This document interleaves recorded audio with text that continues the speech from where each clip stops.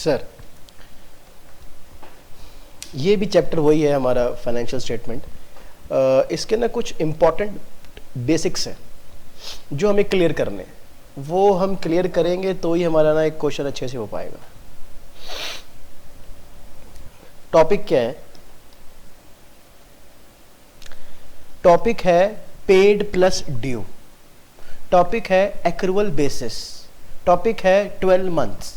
बात ये है सारी कि यार ये जो मैं ट्रेडिंग अकाउंट बनाता हूँ, ये जो मैं प्रॉफिट एंड लॉस अकाउंट बनाता हूँ, ये मैं ना एक्रूअल बेसिस पे बनाता हूँ। लिख दिया मैंने आपके आगे, ट्रेडिंग अकाउंट के आगे accrual basis, profit and loss account के आगे भी लिख दिया एक्रूअल बेसिस 12 मंथ। यहाँ पे लिख दिया accrual basis paid plus due 12 months. यहाँ पे लिख दिया, यहाँ नहीं लिखा मैंने, यहाँ लिख दूँ paid plus due, paid plus due 12 months. अब इसका मतलब क्या है, मुझे इस चीज की क्लैरिटी देनी है आपको। इस चीज के लिए आपको क्वेश्चन देखना चाहिए। हाँ, ये क्वेश्चन देखो आप, ये वाला नहीं, एक मिनट एक मिनट एक मिनट,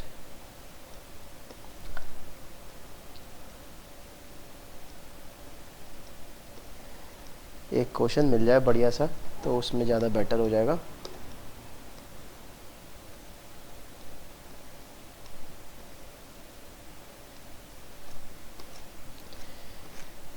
इसमें मिल नहीं रहा, but I will clear, wait, मेरे पास एक ऑप्शन और है।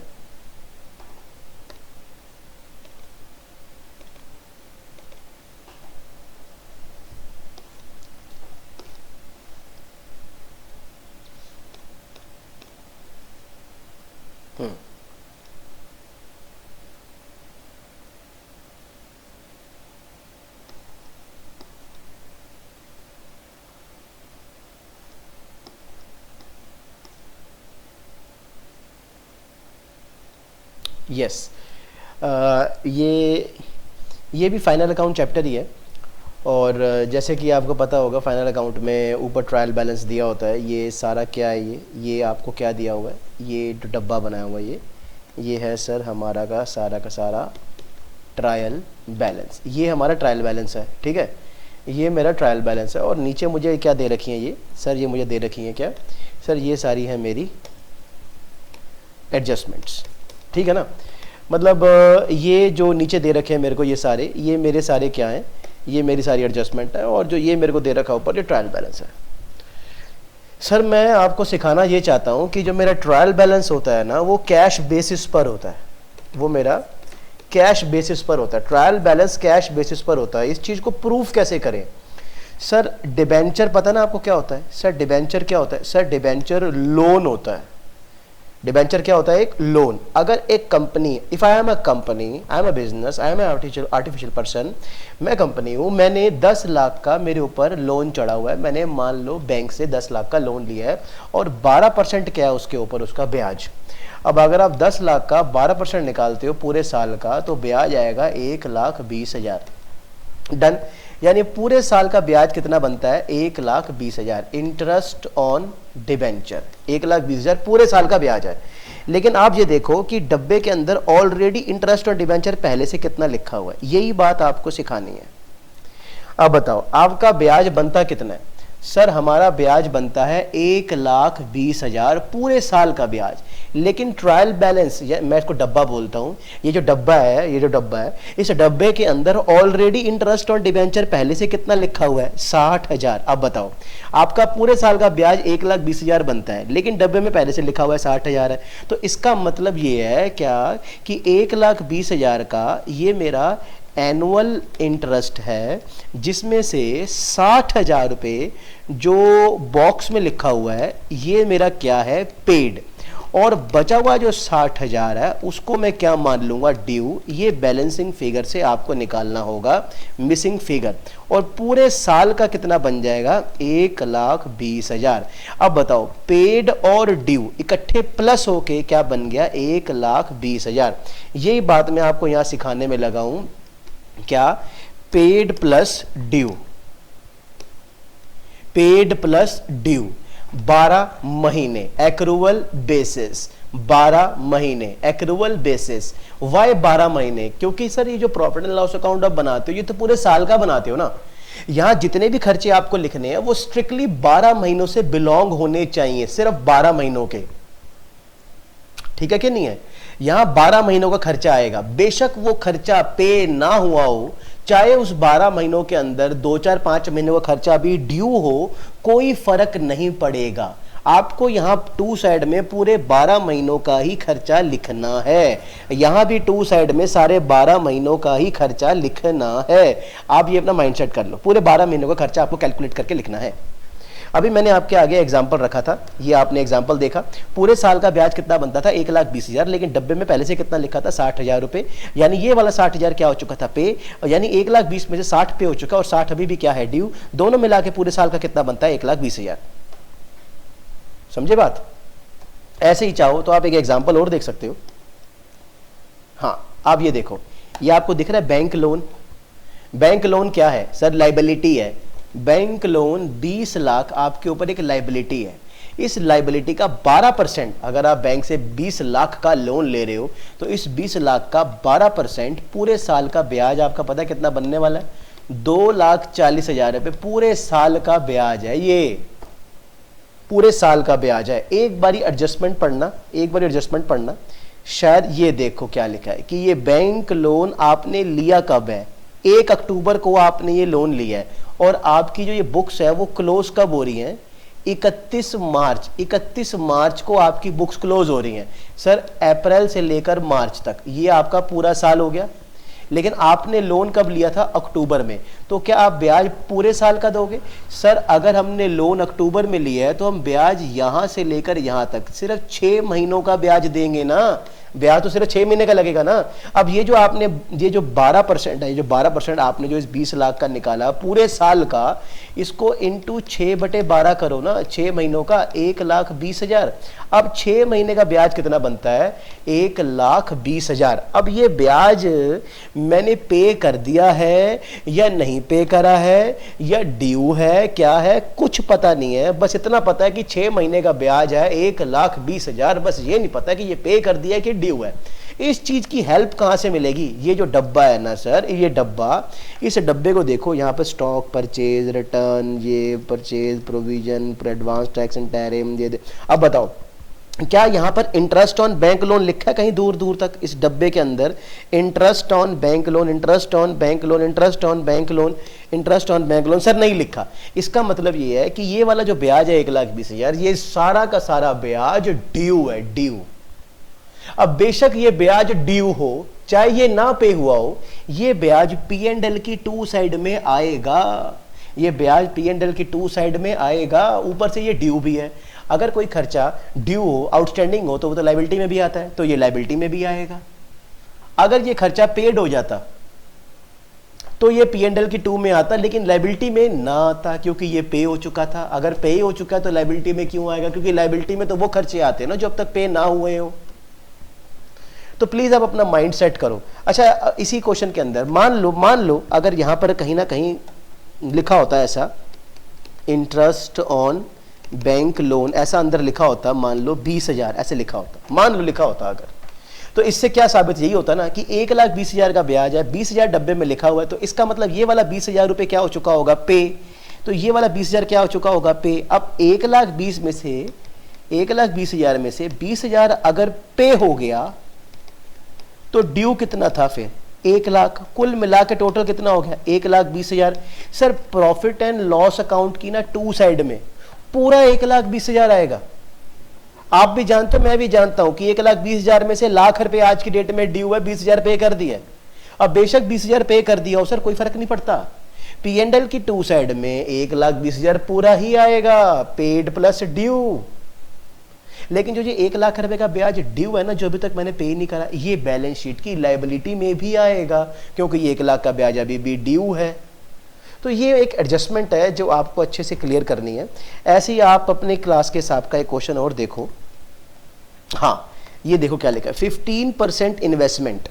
सर आपको पता है इन्वेस्टमेंट क्या है हमारा? 20,000 रुपये। सर इन्वेस्टमेंट आपका एक एसेट है। क्योंकि अगर आप पैसे कहीं इन्वेस्ट करोगे तो उसके ऊपर क्या मिलेगा आपको, ब्याज मिलेगा। सर 15% क्या है ये, सर ये है उसका ब्याज। अब 20,000 रुपये की इन्वेस्टमेंट का अगर मैं 15% निकालूं, आप निकाल के देखो, 20,000 का 15% पूरे साल का ब्याज बनेगा 3,000। बिल्कुल सही करा मैंने, एक बार करके देख लो थोड़ा सा। 15%, हाँ सर 3,000। अब बताओ पूरे साल का ब्याज कितना बनता है, इंटरेस्ट ऑन इन्वेस्टमेंट। देखिए इंटरेस्ट ऑन इन्वेस्टमेंट कहाँ आता है सर, इंटरेस्ट ऑन इन्वेस्टमेंट आता है सर P&L की बाई साइड में, क्योंकि हमारा फायदा है। यहां पर आके लिखूंगा बाय इंटरेस्ट ऑन इन्वेस्टमेंट। पूरे साल का ब्याज कितना आया था, 3,000। बिना सोचे समझे फटाफट पूरे 12 महीनों का ब्याज मैंने यहां पे लिख दिया 3,000, बात खत्म कर दी। क्या मैंने एक बार भी देखा अपने डब्बे के अंदर क्या क्या ऑलरेडी कोई ब्याज ब्याज लिखा हुआ है? ये देखो इंटरेस्ट, देख रहे हो ये इंटरेस्ट लिखा हुआ है। ये इंटरेस्ट किसका होगा, इन्वेस्टमेंट का ही तो होगा सर। ये देखो कितना लिखा है पहले से, 2,000। अब आपका ब्याज बनता कितना था, 3,000, लेकिन डब्बे में पहले से कितना लिखा हुआ है, डब्बे में पहले से कितना लिखा हुआ है सर, डब्बे में पहले से लिखा हुआ है 2,000। अब बनता 3,000 है, लेकिन 2,000 डब्बे में लिखा था। इसका मतलब ये 2,000 आपको कैश में पहले से मिल चुका होगा और 1,000 रुपए अब तक आपको नहीं मिला होगा, यानी वो वाले पैसे जो आप कमा चुके हो लेकिन अभी तक आपको मिले नहीं है। तो ये एक्रूड इनकम हो गई ना, एक्रूड इनकम हो गई ना ये। तो आप बाई साइड में आकर के चाहो तो ऐसे लिख सकते हो क्या कि 2,000 प्लस 1,000, 1,000 क्या है आपकी आउटस्टैंडिंग इनकम, और ये क्या हो चुका है आपको रिसीव्ड। अब चाहे मिल चुका हो चाहे ना मिला हो कोई फर्क नहीं पड़ता सर, P&L तो एक्रूअल बेसिस पे बनता है ना यार। मैचिंग कंसेप्ट का नाम सुना आपने, जौन सा खर्चा जिस साल के P&L से बिलोंग करता है उसको उसी साल के P&L में लिखते हैं, और जौन सी इनकम जिस साल के P&L से बिलोंग करती है उसको उसी साल के P&L में लिखते हैं। क्योंकि प्रॉफिट एंड लॉस अकाउंट तो 12 महीनों का बनता है और ये हर साल बनता है। तो आपको ना, और ये जो आउटस्टैंडिंग इनकम है ना 1,000 जो अभी तक मुझे मिला नहीं है, ये मेरी वो इनकम है एक्रूड इनकम, ये बैलेंस शीट के एसेट साइड में भी आएगी ऐसे, एक्रूड इनकम 1,000 जो अभी तक मिला नहीं है, आउटस्टैंडिंग है वो। ऐसे ही सर आप एक क्वेश्चन और देखो,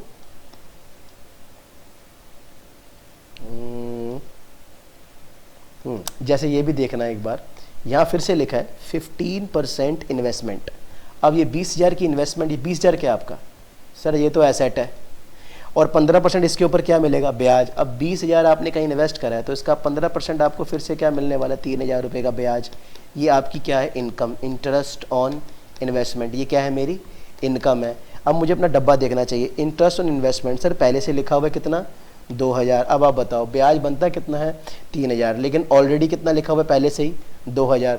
तो आपको 1,000 रुपये अब तक नहीं मिला होगा, ये आपकी क्या है एक्रूड इनकम। ये कहाँ आएगा, एसेट साइड में। लेकिन P&L अकाउंट में 3,000 पूरा आएगा, क्योंकि 12 महीनों का पूरा ब्याज क्या बनता है, 3,000। किसी के आगे ऐसे पेएबल वर्ड लिखा हो, पेएबल, तो पेएबल क्या है, हमारी लाइबिलिटी, आज तक पे नहीं हुआ वो।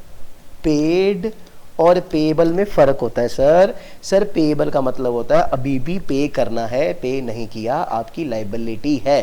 तो ये जो 25,000 दे रखा है ना सेल टैक्स पेएबल, ये डायरेक्ट कहाँ आएगा, बैलेंस शीट की लाइबिलिटी में आएगा।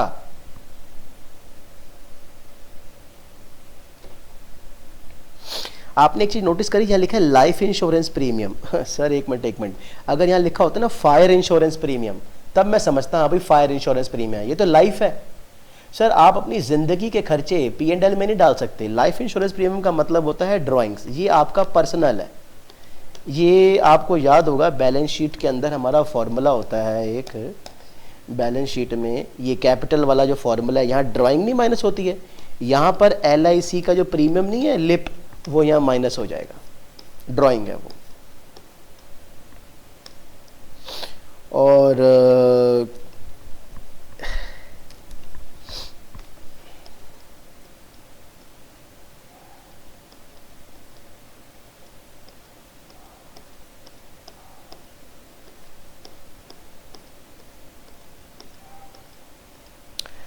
सर एक आपको एडजस्टमेंट सिखानी है, एडजस्टमेंट है अप्रूवल वाली, क्लोजिंग स्टॉक।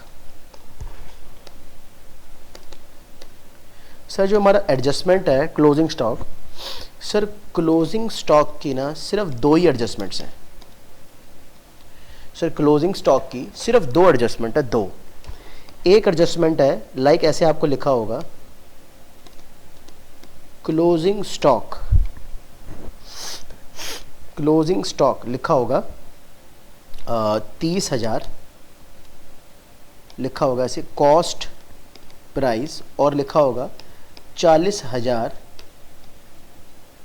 मार्केट प्राइस, और लिखा होगा sales include 60,000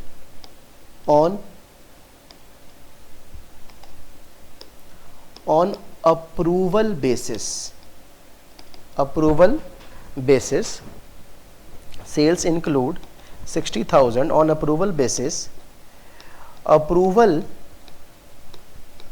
not yet received, approval not yet received, profit 20% on sale, ऐसे बोला गया। पहली बात तो आप ये देखो, इन्होंने ये 1,30,000 है और ये 1,40,000 है, हाँ। और अब आप ये देखो यहां पर बोला है कि क्लोजिंग स्टॉक दो वैल्यूज दे रखी हैं, एक दे रखी है कॉस्ट प्राइस वाली, एक दे रखी है मार्केट प्राइस वाली। अगर ऐसी वैरायटी की एडजस्टमेंट अगर आपको पेपर में आती है तो आपने ये सीखना है which ever less, which ever is, which ever less, जो कम है। अब इन दोनों में कम कौन है? कम है सर 1,30,000, तो उस क्लोजिंग स्टॉक को आप कंसीडर करोगे जो कम है। मैं अभी आके यहां लिख रहा हूं 1,30,000, और वही बैलेंस शीट के एसेट साइड में भी हमारा जो क्लोजिंग स्टॉक आता है वहां पर भी कितना आएगा? 1,30,000। ये वही क्लोजिंग स्टॉक है जो बैलेंस शीट के एसेट साइड में आता है, क्योंकि नहीं बिका तो हमारा एसेट है, अगले साल बिकेगा। अच्छा, फिर उसके बाद आप अगली एडजस्टमेंट देखो, सेल्स इंक्लूड, कह रहे सेल्स के अंदर 60,000 की सेल्स ऐसी घुसी हुई है जो अप्रूवल बेसिस पे है। सर अप्रूवल बेसिस का मतलब क्या होता है? सर अप्रूवल बेसिस का मतलब होता है या तो ये सामान सेल्स हो जाएगा या ये सामान क्या हो जाएगा? रिटर्न आ जाएगा। या तो ये सेल पक्की है, या तो ये सामान वाकई बिक गया, या ये सामान नहीं बिका वापस आ जाएगा। यानी कुछ गारंटी नहीं है कि ये पक्की सेल है कि नहीं है। और अगर किसी चीज की गारंटी ना हो तो अकाउंटिंग स्टैंडर्ड्स ये कहते हैं कि अगर आप अपनी उस इनकम को श्योर नहीं मानते, आप मानते ही नहीं हो कि वो आपकी दूर दूर तक इनकम बनने के दूर दूर तक की चांसेस है ही नहीं है, तो अगर इनकम के बनने के चांस ही नहीं है तो आप अपनी इनकम उसको क्यों मान के बैठे हो? उसको इनकम मत मानो अपनी।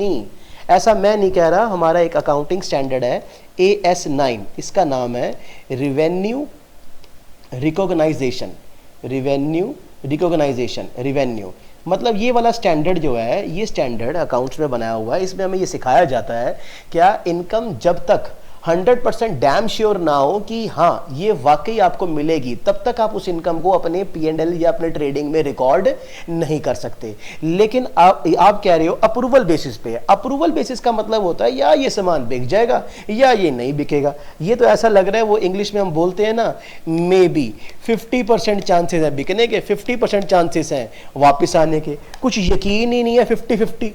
तो मतलब आप अपनी इसको इनकम कंसिडर नहीं कर सकते।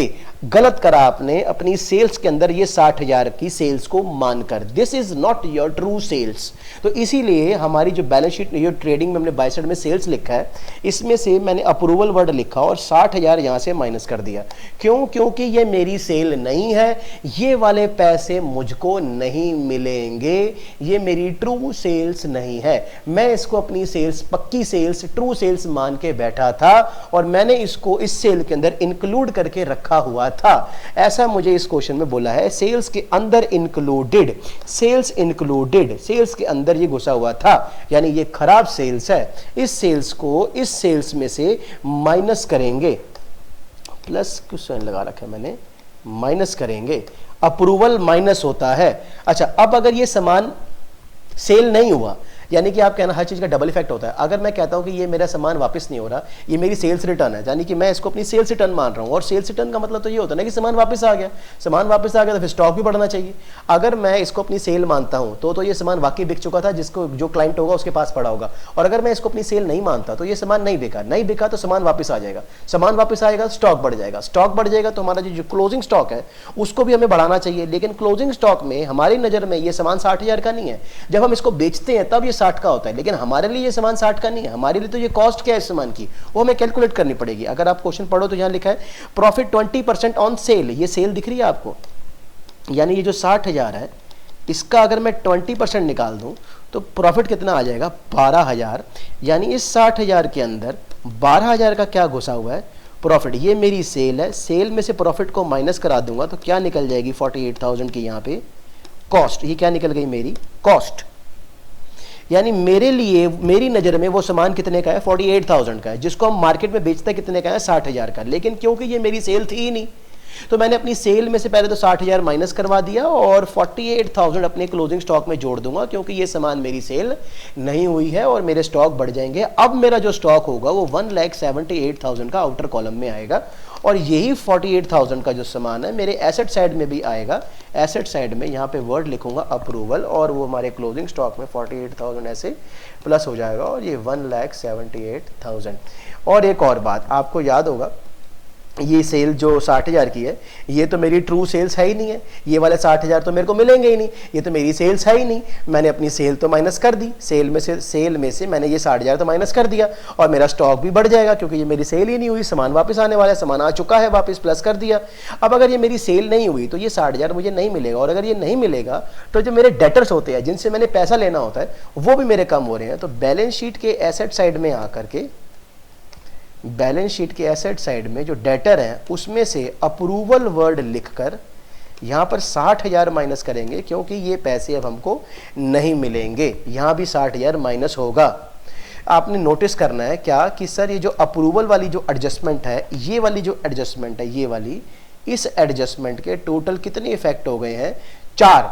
आपने क्या क्या करा सर, एक तो आपने सेल में से माइनस करा, एक आपने डेटर में से भी माइनस करा, और आपने क्लोजिंग स्टॉक के अंदर प्लस करा, और यहां भी क्लोजिंग स्टॉक के अंदर आपने प्लस करा। सेल में से आपने सेल वैल्यू माइनस करवाई थी, डेटर में से भी आपने सेल वाली वैल्यू माइनस करवाई है, क्लोजिंग स्टॉक में कॉस्ट प्राइस वाली वैल्यू जोड़ी है, और क्लोजिंग स्टॉक में कॉस्ट वाली वैल्यू आपने जोड़ी है। 4 इफेक्ट हो गए सर, 4 इफेक्ट। सबसे पहले सेल में से माइनस किया था 60,000, और फिर डेटर में से भी माइनस करवाया था 60,000, क्योंकि ये पैसे नहीं मिलेंगे, डेटर हमारे मर जाएंगे, हमें ये पैसे नहीं मिलेंगे। डेटर वो होते हैं जिनसे पैसा लेना होता है, ये हमारे माइनस हो जाएंगे, और हमारा जो क्लोजिंग स्टॉक है वो प्लस हो जाएगा। हमारी नज़रों में वो सामान कितने का था, 48,000 का, इसलिए हम अपने स्टॉक्स में जब वो स्टॉक्स बढ़ाएंगे तो 48,000 से बढ़ाएंगे, और वही स्टॉक फिर बैलेंस शीट के एसेट साइड में भी आके 48,000 प्लस होगा। तो अप्रूवल वाली एडजस्ट, और हर जगह मैंने लैंग्वेज क्या लिखी थी, अप्रूवल, अप्रूवल। इधर भी क्या लिखा था डेटर में, अप्रूवल। यहाँ भी क्या लिखा है क्लोजिंग स्टॉक में, अप्रूवल। हर बार मैंने क्या लिखा है, अप्रूवल, अप्रूवल, अप्रूवल, अप्रूवल। इस तरीके से आपको ये क्लोजिंग स्टॉक की जो 2 एडजस्टमेंट्स होती हैं, एक तो क्लोजिंग स्टॉक का कॉस्ट प्राइस और market price, which ever is less. कल को अगर मार्केट प्राइस यहाँ पर 1 लाख रुपए हो जाता तो 1,30,000 और 1 लाख में कम कौन है, 1 लाख, तो मैं यहाँ पर 1 लाख लिखता। आप प्लीज माइंड सेट कर लो, कॉस्ट प्राइस और market price which ever less, जो कम होगा उसी क्लोजिंग स्टॉक को आप लोग कंसिडर करोगे।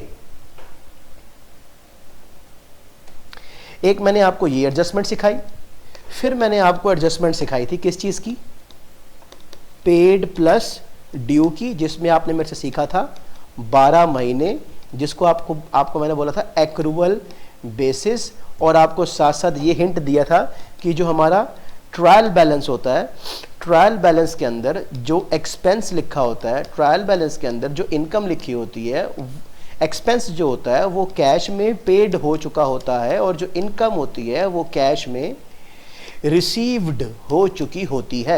ये कुछ बातें हैं जो आपने मेरे से अभी तक सीखी हैं। ट्रेडिंग अकाउंट हो चाहे प्रॉफिट एंड लॉस अकाउंट हो, वहाँ 12 महीनों का खर्चा आता है।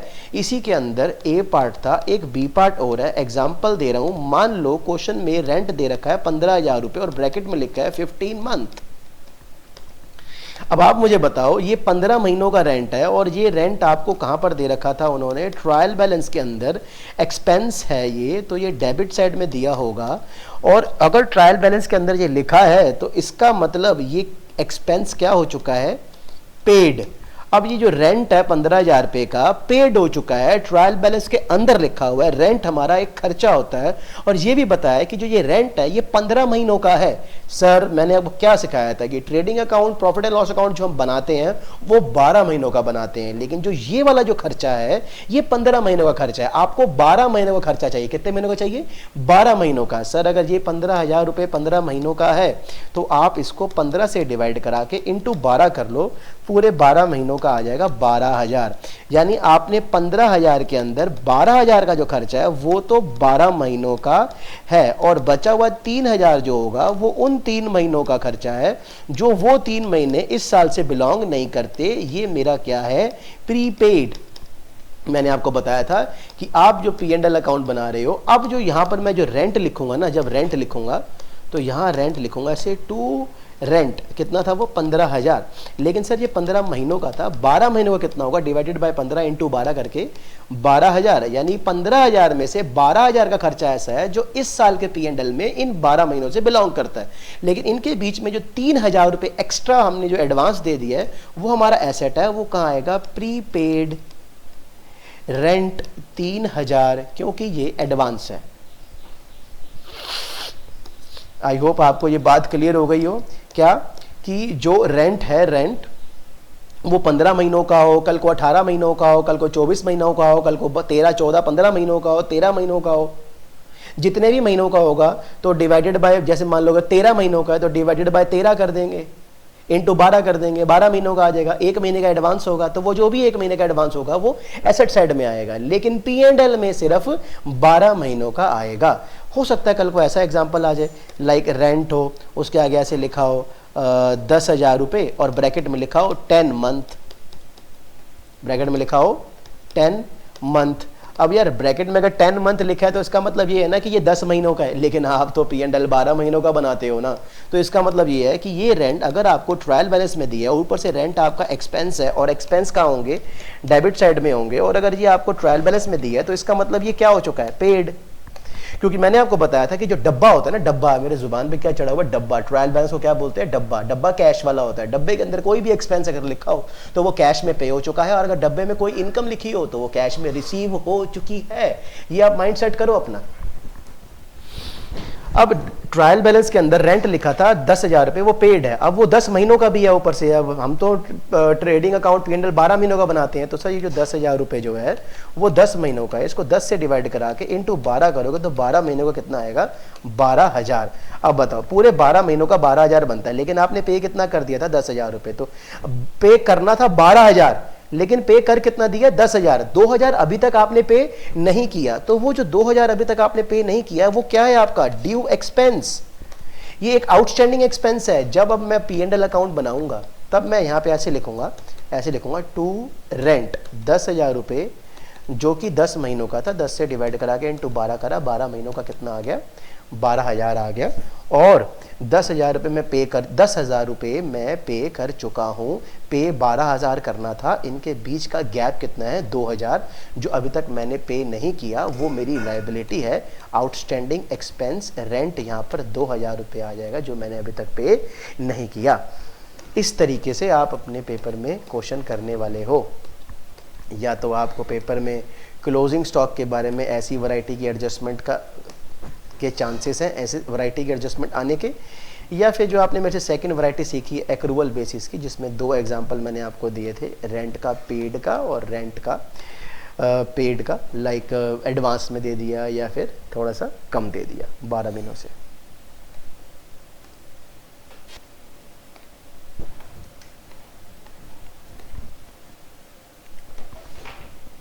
सर एक पॉइंट और है, ये सेकंड हो गया ना, हाँ थर्ड।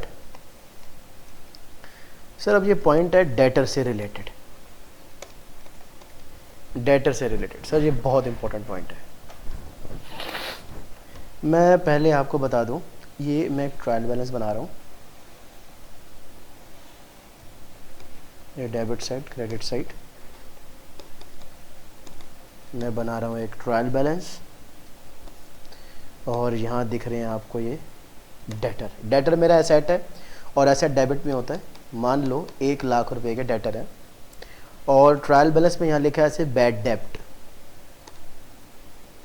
ये मेरा बैड डेट 1 है क्योंकि ये बॉक्स डब्बे ट्रायल बैलेंस के अंदर दिया हुआ, तो ये बैड डेट 1 है। और मान लो ये 20,000 है और ट्रायल बैलेंस के अंदर दिया है प्रोविजन फॉर डाउटफुल डेप्ट। डीडी का मतलब है डाउटफुल डेप्ट दे रखा है, मान लो 15,000 रुपये दे रखा है ऐसे। और अब नीचे आपको दी हुई है एडजस्टमेंट। एडजस्टमेंट में सबसे पहले एडजस्टमेंट आई हुई है ऐसे लिखा है राइट ऑफ बैड डेट ₹10,000। फिर लिखा है फर्दर बैड डेप्ट ₹5,000। फिर बोला है BR ₹10,000, BR ऑफ ₹12,000 डिसऑनर। फिर इसके बाद बोला है office rent ₹5,000 paid but included in the list of debtor, ऐसे लिखा है। फिर ऐसे लिखा है sales include 6,000 on approval basis और अप्रूवल नॉट येट रिसीव्ड। ठीक है। अच्छा, फिर इसके बाद एक एडजस्टमेंट बोली गई है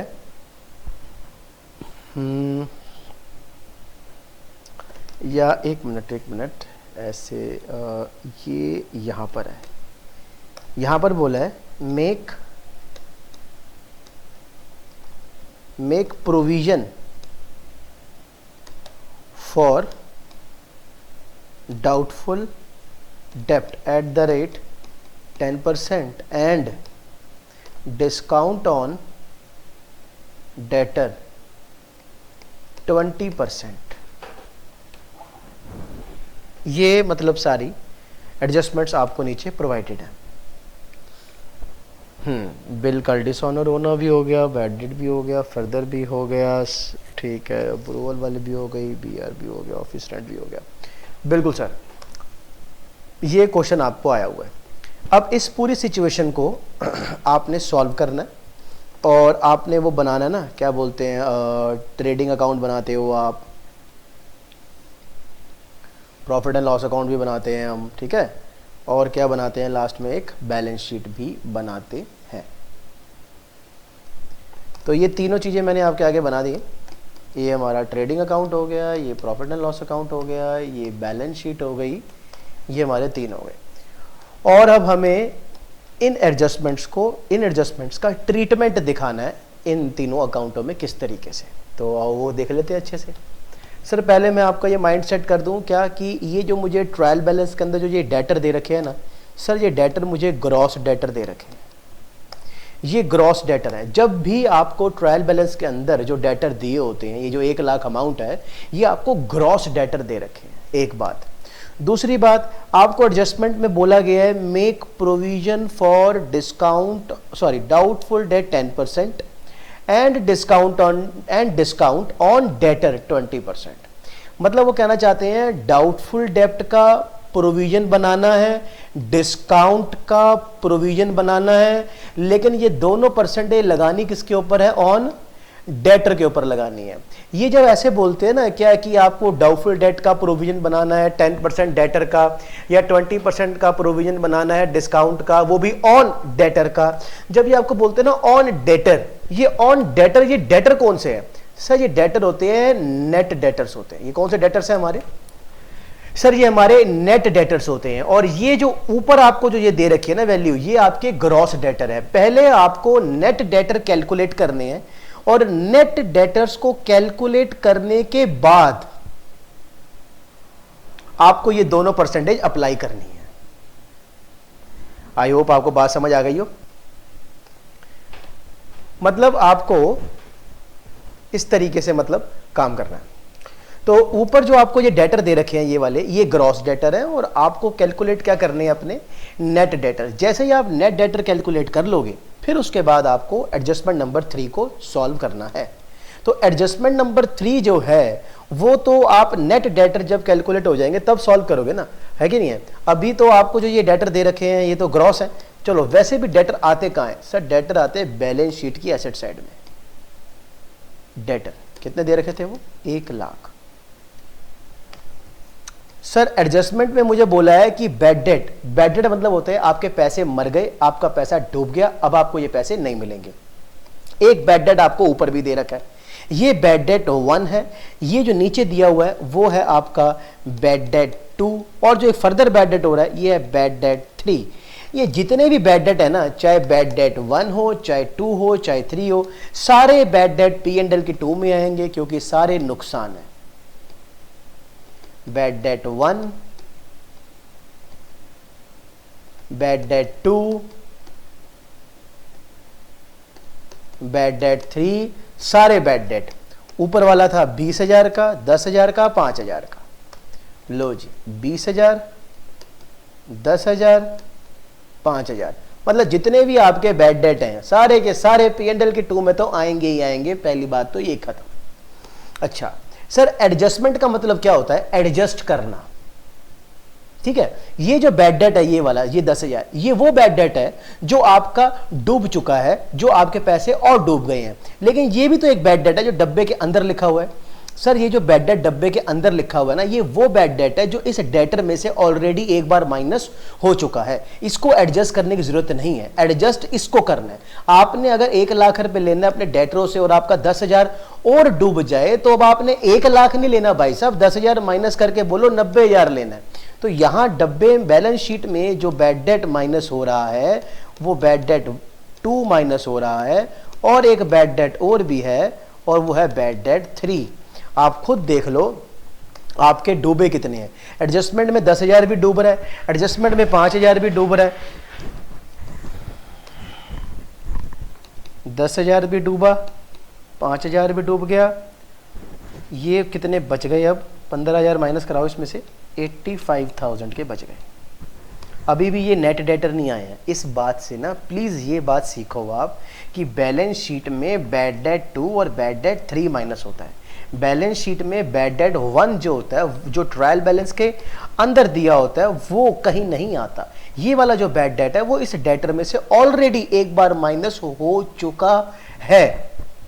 इस बैड डेट का सिर्फ एक ही ट्रीटमेंट है और वो आएगा P&L की 2 में, दैट्स ऑल।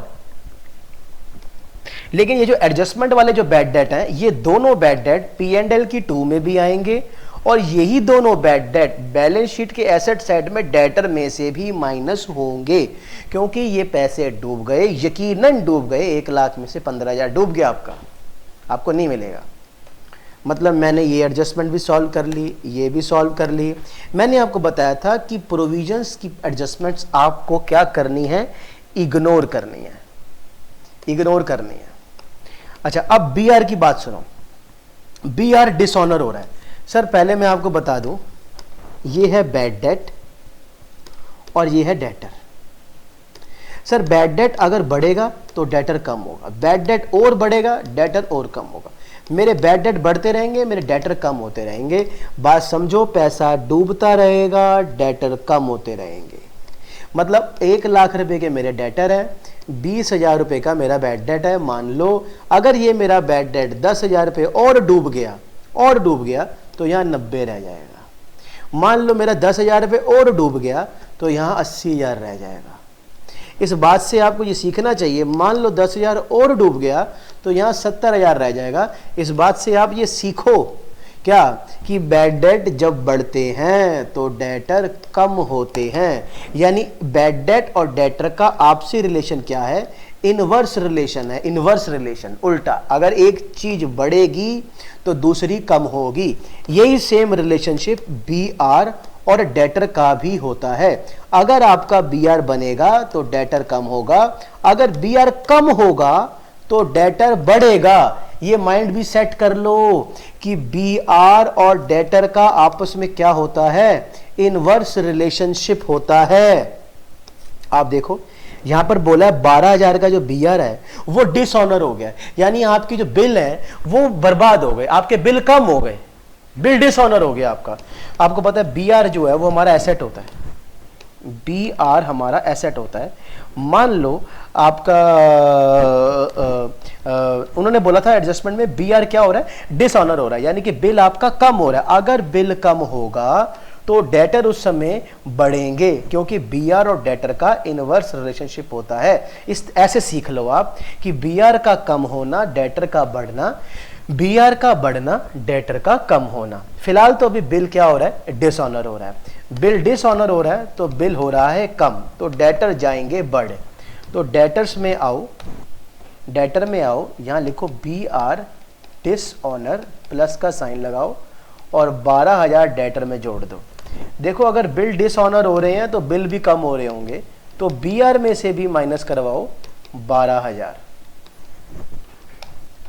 इस बात से ये सीखो क्या कि बिल के डिसऑनर होने से डेटर बढ़ जाते हैं और बी आर माइनस हो जाता है, ये सीखो। अच्छा, फिर इसके बाद बोला है ऑफिस का रेंट। सर ऑफिस का रेंट, सर रेंट क्या होता है? सर रेंट वो होता है जो हमने आगे पे करना होता है, और डेटर वो होते हैं जिनसे पैसा लेना होता है। अगर मैं ये बोलता हूं कि ऑफिस का रेंट मैंने गलती से डेटर की लिस्ट में घुसेड़ दिया तो क्या ये मैंने सही करा है? आप थोड़ा सोचिए एक बार। ऑफिस का रेंट एक चीज होती है हमने पे करने वाली, एक चीज होती है डेटर जिनसे पैसे मिलना है। जो पैसे आपने पे करने हैं उनको आपने मिलने वालों की लिस्ट में मिक्स करके लिख दिया है, तो ये तो गलत हो गया ना सर। सर पे करने वाली चीज अलग होती है, मिलने वाली चीज अलग होती है। आप पढ़ लो क्या कह रहे हैं। कह रहे हैं ऑफिस का रेंट है 5,000, हालांकि ऑफिस का रेंट पे भी कर दिया है, उसको हमने गलती से कहां इंक्लूड कर दिया है? डेटर्स की लिस्ट में इंक्लूड कर दिया है। यानी डेटर वो होते हैं जिनसे पैसे मिलने होते हैं, यानी हमने गलती से डेटरों के अंदर ऑफिस का रेंट घुसेड़ दिया है। हालांकि ऑफिस का रेंट जो होता है वो P&L की 2 में आता है। ऑफिस का रेंट जो है 5,000 वो P&L की 2 में आता है। वो डेटर के अंदर क्या कर रहा है? तो आपको जाकर फटाफट ऑफिस का रेंट जो है वो डेटर में से माइनस कर देना चाहिए, माइनस कर देना चाहिए। इसके बाद बोला सेल्स इंक्लूड। कह रहे हैं सेल्स के अंदर 6,000 रुपए की सेल ऐसी है जो अप्रूवल बेसिस की है। आपको याद है, अभी मैंने ऊपर आपको समझाया था, अप्रूवल का मतलब होता है या तो ये बिक जाएगा या ये क्या हो जाएगा? रिटर्न। याद है वो इंग्लिश वाला मे बी 50-50, मतलब कुछ यकीन नहीं है, या तो ये बिकेगा या ये नहीं बिकेगा। हम अकाउंट्स में क्या बोलते हैं? अगर कोई सेल अप्रूवल वाली हो तो उस सेल को हमें अपनी सेल नहीं मानना चाहिए। ये वो सेल है जो सेल नहीं हुई है, एक्चुअली में ये एक सेल्स रिटर्न है। और सेल्स रिटर्न का मतलब यहां ये होगा कि ये वाले पैसे अब आपको नहीं मिलेंगे, क्योंकि आपने जो सेल करी थी आपको उम्मीद थी कि इस सेल का आपको पैसा मिलेगा, लेकिन इस सेल का पैसा आपको नहीं मिलेगा। क्यों? क्योंकि अप्रूवल नॉट येट रिसीव्ड। अभी तक सामने वाली पार्टी ने अपने मुंह से ये नहीं कहा कि हां वाकई में वो ये सामान हमसे खरीदना चाहते हैं, यानी कि ये सामान अभी तक हमारे लिए नहीं बिका, हमें इसको अपनी सेल नहीं मानना चाहिए और ये पैसे हमको नहीं मिलेंगे। तो ट्रेडिंग अकाउंट के अंदर जब बाई साइड में आप सेल लिखते हो तो यहां पर एक वर्ड आएगा अप्रूवल। अप्रूवल वर्ड लिख के यहां से 6,000 माइनस हो जाएगा, बिकॉज आपकी एक तो सेल कम होगी, ऊपर से आपके डेटर्स भी कम होंगे। अब आपको ये वाले पैसे आपके डेटर से आपको 6,000 नहीं मिलेंगे। अब बताओ, हमारे डेटर्स सबसे पहले ये थे और ये हमारे डेटर कौन से हैं? ग्रॉस। और क्या कुछ नहीं हुआ यार, क्या कुछ नहीं हुआ।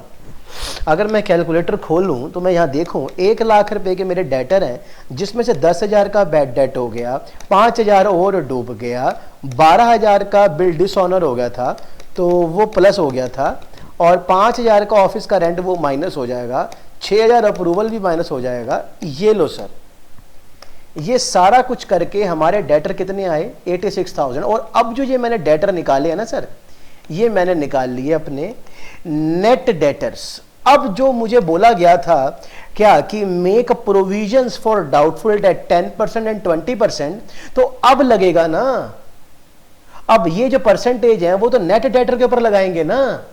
आपको जो ऊपर ये जो 1,00,000 के डेटर दे रखे हैं, ये गलत डेटर दे रखे हैं ना। आपके सही और करेक्ट डेटर कौन से हैं? आपका करेक्ट डेटर आया है ये 86,000, इसके ऊपर आपको अपनी वो प्रोविजंस की परसेंटेज लगानी है। अब मैं आ गया हूं वर्किंग नोट पे, अब मैं आ गया हूं वर्किंग नोट पे, और मेरे नेट डेटर्स कितने आ चुके हैं? अभी अभी 86,000 के मेरे नेट डेटर आ गए हैं। और अब मैं अपने मन में सोच रहा हूं, हो सकता है कि 10% पैसा डूब जाए 8600 रुपीज। ये मैं अपने मन में सोच रहा हूं कि 86,000 में से 8600 रुपीज डूब जाएंगे और 77,400 मेरा बचेगा। फिर अगर इतने पैसे डूब गए और उसके बाद अगर ये पैसे भी मेरे को ना मिले तो मैं एक फाइनल सेटलमेंट करूंगा। फाइनल सेटलमेंट का मतलब होता है कुछ डिस्काउंट देके मैं उनके साथ कुछ अमाउंट सेटल कर लूंगा। डिस्काउंट दूंगा मैं उनको 20% का। अगर आपने एडजस्टमेंट पढ़ी हो ठीक से तो आप ये देखो, डाउटफुल डेट का 10% है और डिस्काउंट का क्या है 20% है। और ये क्या बना रहे हो आप? प्रोविजन। बीच में एंड लगाया बेटा, तो प्रोविजन इसके लिए भी होगा और यही प्रोविजन और उसके लिए भी होगा ना, क्योंकि एंड लगाया बीच में। तो आपको प्रोविजन बनाना है डाउटफुल डेट का भी, मतलब आपने अपने मन में सोचना है कि 10% डूब जाएगा।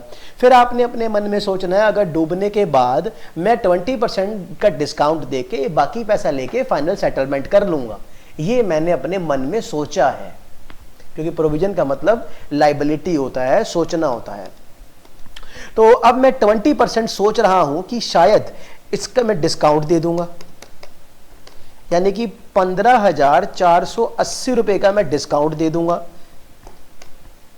77,400 माइनस 15,480 करो और ये लो 61,920। फाइनल, ये मेरे फाइनल डेटर होंगे जिनसे मैं क्या कर लूंगा? Full settlement. Full settlement. और फुल सेटलमेंट का मतलब ये हो गया कि मैंने इतना उनको क्या दे दिया? डिस्काउंट। ऐसा मैं अपने मन में सोच रहा हूं। और प्रोविजंस के बारे में मैंने आपको क्या बताया था? क्या कि सर प्रोविजन हमारी लायबिलिटी होती है और इससे हम अपना प्रॉफिट कम कर देते हैं, लेकिन इसको हम अपना खर्चा मानते हैं और P&L की 2 में लिखते हैं। अच्छा, अब एक मिनट मैं थोड़ा सा यहाँ पे एक एडिशन और कर दूं। Provision for discount on debtor 18,000। हाँ, अब आप ये देखो, इस बात को पॉज करो, पहले मेरे से एक टॉपिक ये भी सीख लो। ये है मेरा 1,00,000। ये ना मान लो ये मेरा प्रॉफिट है 1,00,000 का, ठीक है। मेरा ना 1,00,000 रुपए का प्रॉफिट है, इसमें से मैंने 10,000 रुपये माइनस कर दिया। ये मेरा कोई एक्सपेंस है, मान लो ना कोई एक्सपेंस है, और ये हो गया 90,000, ठीक है। अब ये जो 10,000 मैंने माइनस करा ना अभी, ये जो 10,000 मैंने अभी माइनस किया ना, मान लो ऐसी मन घड़ंत एक एग्जाम्पल सिखा रहा हूँ, मेरे को कुछ टॉपिक सिखाना है। मैं कह रहा हूँ कि मान लो मेरा 1,00,000 रुपए का प्रॉफिट है, इसमें से मैंने 10,000 का ही खर्चा माइनस कर दिया और ये 90,000 हो गया।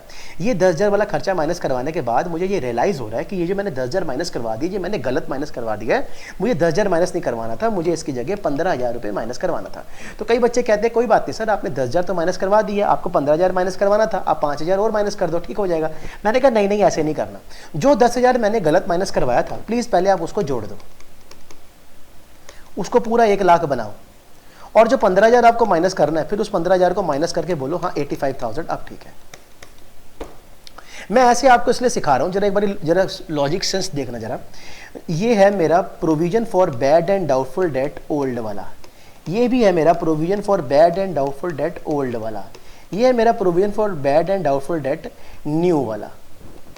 Provision for doubtful debt new वाला। और अब आप ये देखो, अगर मैं इसको छुपाऊं, अगर आप ये देखो क्या कि जो प्रोविजन मैं ऐड कर रहा हूं वो पुराना वाला है और जो प्रोविजन मैं लेस कर रहा हूं वो नया वाला है।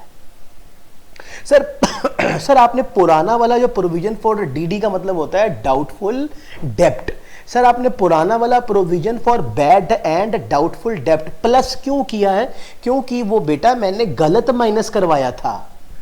इस बात से आपको ये सीखना चाहिए सर कि पुराना वाला जो प्रोविजन होता है वो एड बैक होता है और नया वाला प्रोविजन जो होता है वो माइनस होता है। सर पुराने वाले प्रोविजन को हम ऐड क्यों करते हैं? क्योंकि हमने वो गलत माइनस करवा दिया था। कई बच्चे कहते हैं कि सर अगर हमने वहां पे गलत माइनस करवाया ही ना होता, अगर 15,000 ही माइनस करवा दिया होता तो बेटा ये एडजस्टमेंट ही क्यों करता तू? तो ये एडजस्टमेंट ही क्यों करता? एडजस्टमेंट में आपको बोला होगा क्या कि 15,000 रुपए माइनस करना है और ऊपर आपको ट्रायल बैलेंस में दे रखा होगा कि आपने 10,000 माइनस कर दिया है। तो जो 10,000 आपने माइनस कर दिया है, जो कि माइनस नहीं करना था, उसको आप ऐड बैक करके और 15,000 को आप माइनस कर रहे हो। तो इस बात से अब प्लीज ये सीख लो कि पुराना वाला जो प्रोविजन है वो ऐड हो रहा है और जो नया वाला प्रोविजन है वो माइनस हो रहा है, ये सीखो, समझे? और अब इस बात को, और हां अब पुराना वाला प्रोविजन जो ऐड हो रहा है, आपको पता है P&L अकाउंट बनाते हैं हम, P&L अकाउंट, ये हमारा प्रॉफिट एंड लॉस अकाउंट है। सारे फायदे कहां आते हैं? बाय में, यानी सारे फायदे आते हैं बाय में। सारे नुकसान कहां आते हैं? टू में, यानी सारे नुकसान कहां आते हैं? टू में। यानी जिस प्रोविजन को आपको ऐड करना है, पुराना वाला PBDD, जो पुराना वाला है, पुराना वाला PBDD आपको कहां दिया होगा? ऊपर ट्रायल बैलेंस में। और नया वाला PBDD कहां दिया होगा आपको? एडजस्टमेंट में। तो नया वाला PBDD का क्या करना है? माइनस। और पुराना वाला क्या हो रहा है? ऐड। तो मैं यहां लिख दूं ओल्ड वाला क्या हो रहा है? ऐड। और न्यू वाला क्या हो रहा है? लेस। अब आप मेरे से ये चीज नहीं पूछ सकते कि ओल्ड वाला प्लस क्यों हो रहा है। सर मैंने अभी अभी आपको समझाया है कि पुराना वाला प्रोविजन ऐड इसलिए होता है क्योंकि वो गलत माइनस हो गया था, इसीलिए उसको ऐड कर रहे हैं।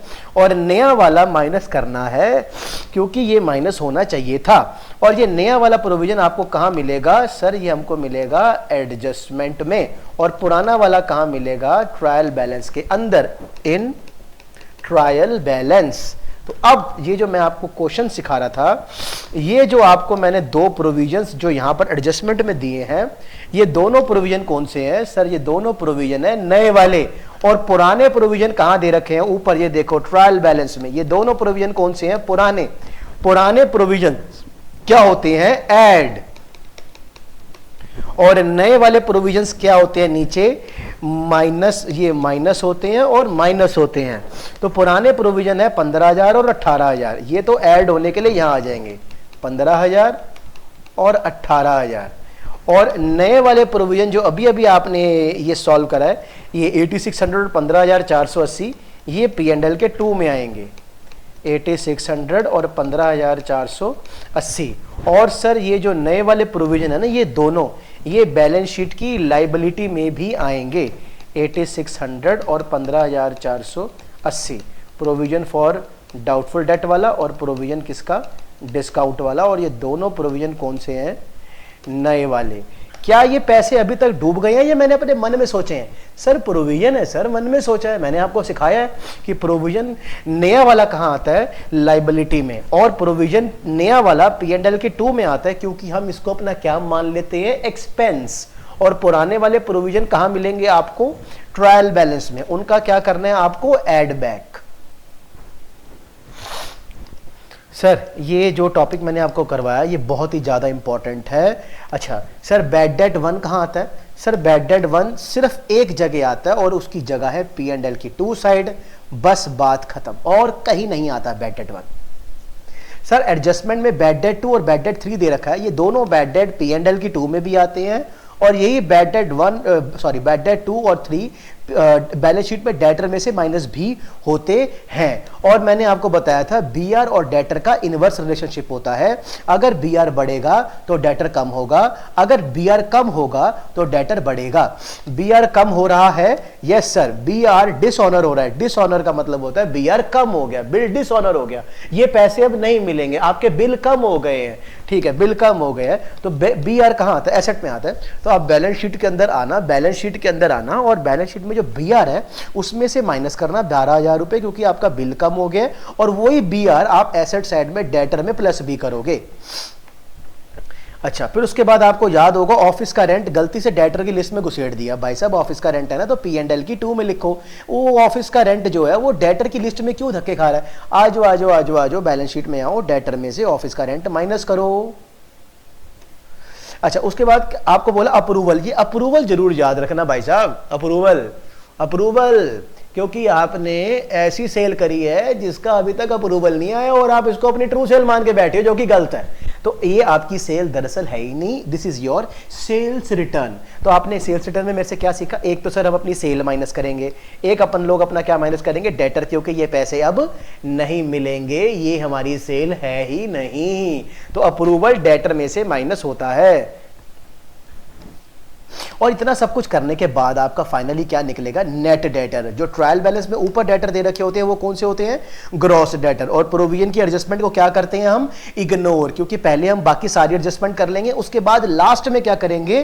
प्रोविजंस की एडजस्टमेंट। और प्रोविजन की एडजस्टमेंट्स में डाउटफुल डेट की परसेंटेज पहले लगती है और डिस्काउंट वाली परसेंटेज बाद में लगती है। तो फिर अब हम आए फटाफट वर्किंग नोट में। हमारे नेट डेटर्स कितने आ चुके थे? 86,000। तो पहले मैंने 86,000 का 10% निकाला, इसमें से माइनस कर दिया। माइनस करने के बाद मुझे मिला 77,400।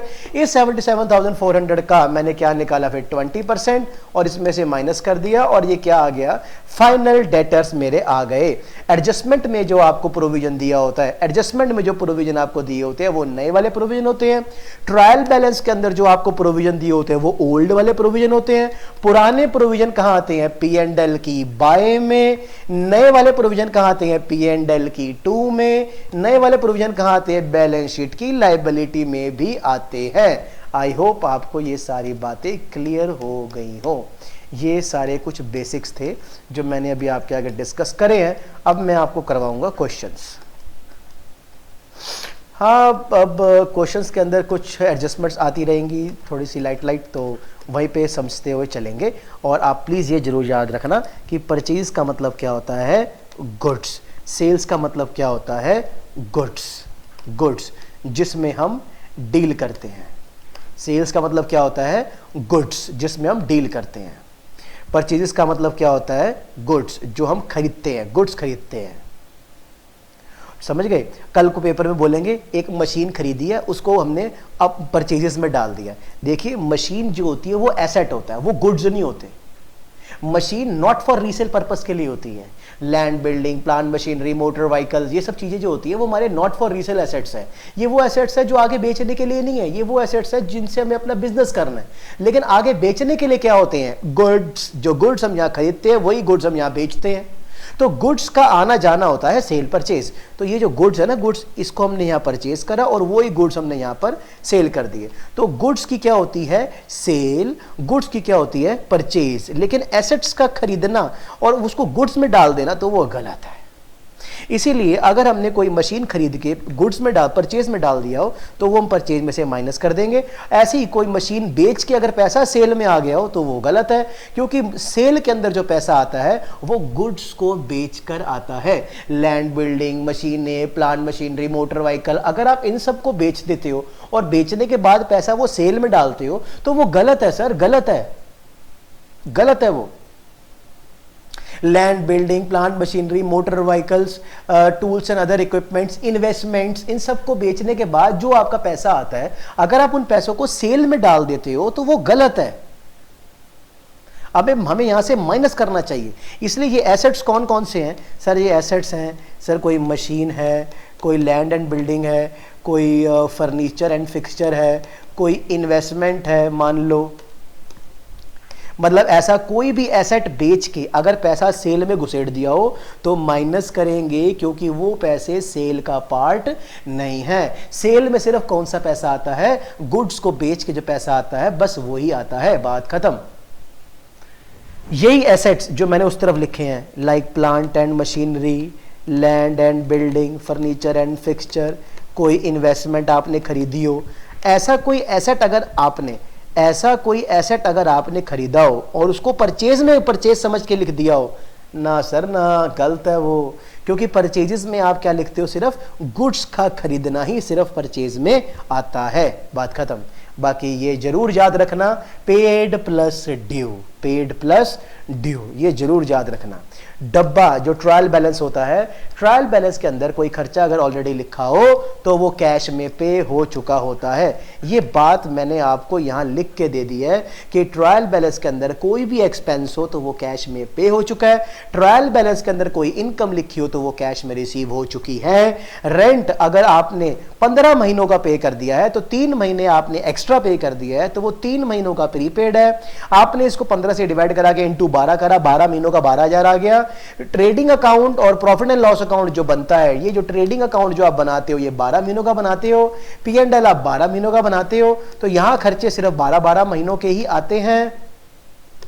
एक रेंट आपने 10 महीनों का दे रखा था, अब रेंट है डब्बे यानी ट्रायल बैलेंस में लिखा हुआ है तो वो एक्सपेंस है। अगर कोई खर्चा ट्रायल बैलेंस में लिखा होता है तो वो पेड होता है। तो 10,000 रुपये आप पे कर चुके हो, ऊपर से ये 10 महीनों का था तो इसको 10 से डिवाइड करा के इंटू 12 करा तो पूरे 12 महीनों का कितना बनता है, 12,000। अब पूरे 12 महीनों का 12,000 है। ये 12,000, 10,000 आप पे कर चुके हो, 12,000 आपको पे करना चाहिए था, 2,000 आपका ड्यू है। अब पूरे 12 महीनों का कितना है, 12,000। यहां तो 12,000, यहां तो 12,000 पूरा का पूरा आएगा और जो 2,000 ड्यू है वो एसेट, वो लायबिलिटी में आएगा, आउटस्टैंडिंग रेंट।